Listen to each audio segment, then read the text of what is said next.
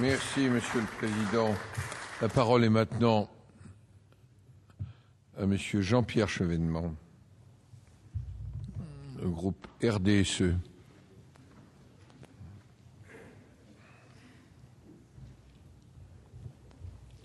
Vous avez la parole, mon cher collègue.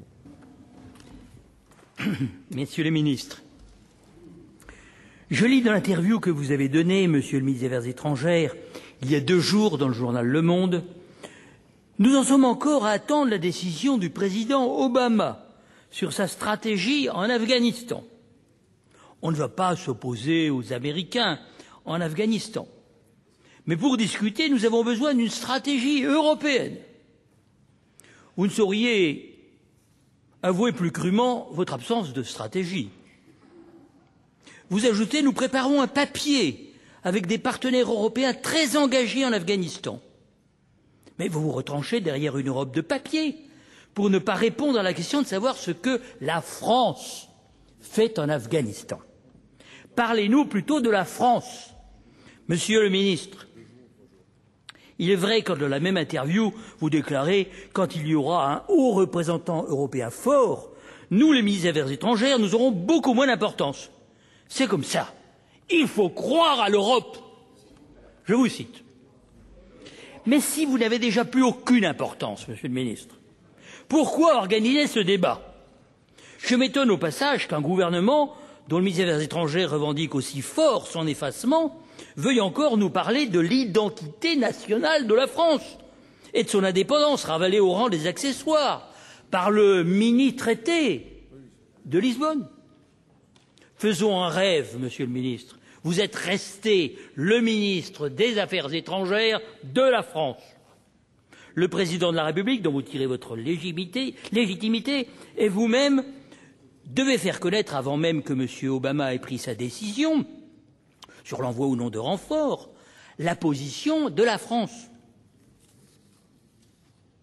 Les buts politiques de l'intervention de l'OTAN en Afghanistan, que je distingue de la stratégie militaire, ne sont pas aujourd'hui clairement définis. Il n'est donc pas opportun d'appuyer les demandes de renfort exprimées par le général McChrystal, commandant l'ISAF. Les raisons de l'intervention de 2001 étaient justifiées au départ, priver Al-Qaïda d'un sanctuaire.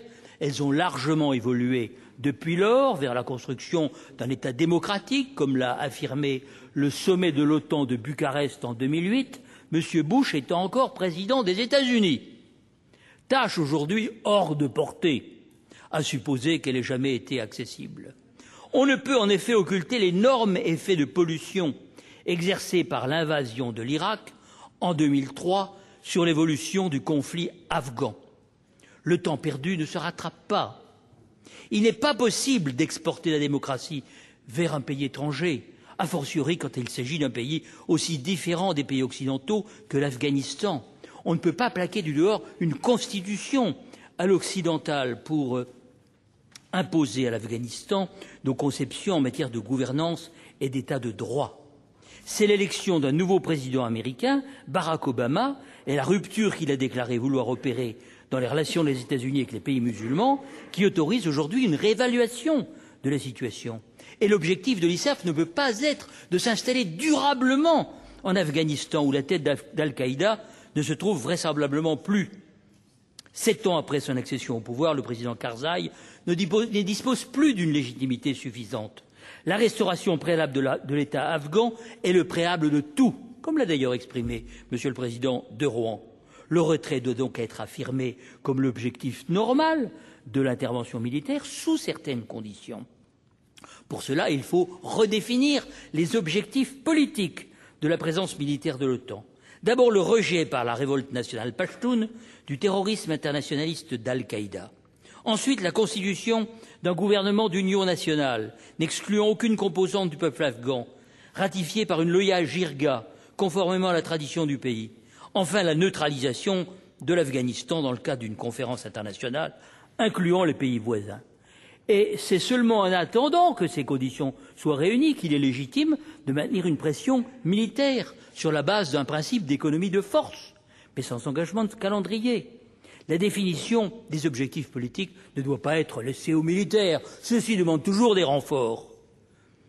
L'OTAN doit choisir une stratégie soutenable à long terme, avec des moyens limités. L'opinion publique occidentale doit pouvoir en effet soutenir cette stratégie et ne pas être pour celle-ci un facteur d'affaiblissement. Aucune stratégie en Afghanistan, enfin, ne peut faire l'économie de la coopération active du Pakistan, dont la communauté internationale doit soutenir la réorientation démocratique et la modernisation. Pour y parvenir, il faut rechercher la normalisation des rapports indo-pakistanais et sino-indiens. Les pays voisins doivent aider à la restauration de la paix en Afghanistan. C'est d'abord leur affaire et pas la nôtre. Voilà, Monsieur le Ministre, la voix que la France devrait faire entendre au président Obama avant qu'il arrête sa décision. La présence en Afghanistan de 3500 soldats français, au courage et au stoïcisme desquels je veux rendre hommage, vous oblige à prendre, au nom de la France, une position raisonnée. Si elle l'est, si le président Sarkozy sait l'exprimer avec force, elle sera entendue. Ne vous réfugiez pas derrière un papier dit européen qui ne dira rien à supposer qu'il voit le jour et dont les Américains, bien sûr, ne tiendront aucun compte. Faites entendre la voix de la France, Monsieur le Ministre. C'est comme ça. Il faut y croire. Merci.